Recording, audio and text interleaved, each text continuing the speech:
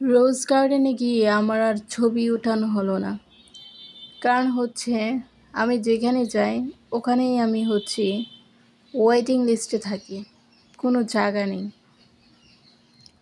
তারপর আর কি আমি হাঁটতে শুরু করলাম, খালি মাঠে হাঁটি, কোথাও কোনো জায়গা নেই, মানুষ আর মানুষ, মানুষ আর মানুষ, এত বেশি মানুষ আমি পুরা পাগল হয়ে যেতেছিলাম।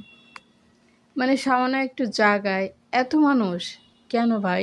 সবাইকে এখানে কেন আসতে হবে? তখনও কম ছিল। আমরা যখন চলে আসি তখন তো মানুষের এত বড় সিরিয়াল, মানে এত টিকিটের জন্য এত বড় লাইন ছিল যে ওই লাইনটা কমপ্লিট করতে আমার 5 মিনিট লাগছে ওই ভিডিওটা করতে।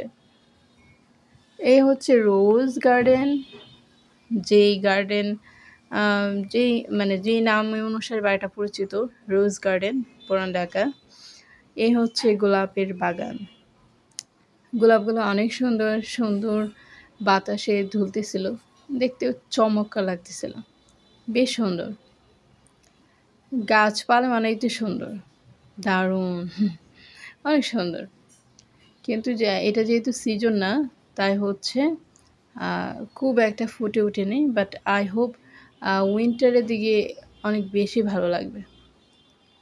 কিন্তু এত মানুষ, উইন্টার পর্যন্ত ভালো থাকলেই হয়। এত মানুষ আসছে এই জায়গাতে, ছুটির দিন, সেই জন্য মনে হয় আরও বেশি পরিমাণে মানুষ আসছে। আর এই পুকুর পাড়টা অনেক সুন্দর, কিন্তু পুকুরে মাছ আছে মনে হয় না। বিশাল এক প্রাসাদ, তার সামনে বিশাল বড় একটা পুকুর। তবে বাড়িটার ভিতরে আর গাছপালা থাকা দরকার ছিল, মেবি ছিল একটা সময়, এখন নেই। কিন্তু নতুন করে গাছ রোপণ করা যেতে পারে, তাহলে আরও বেশি ভালো লাগবে। বাড়িটা চমৎকার সুন্দর, প্রত্যেকটা নকশা, শিল্পকর্মগুলা অনেক বেশি সুন্দর। আজকালকার যুগে সাথে তো কোনো তুলনাই হয় না। খুবই সুন্দর বাড়ির কাজগুলা, চমৎকার প্রাসাদ।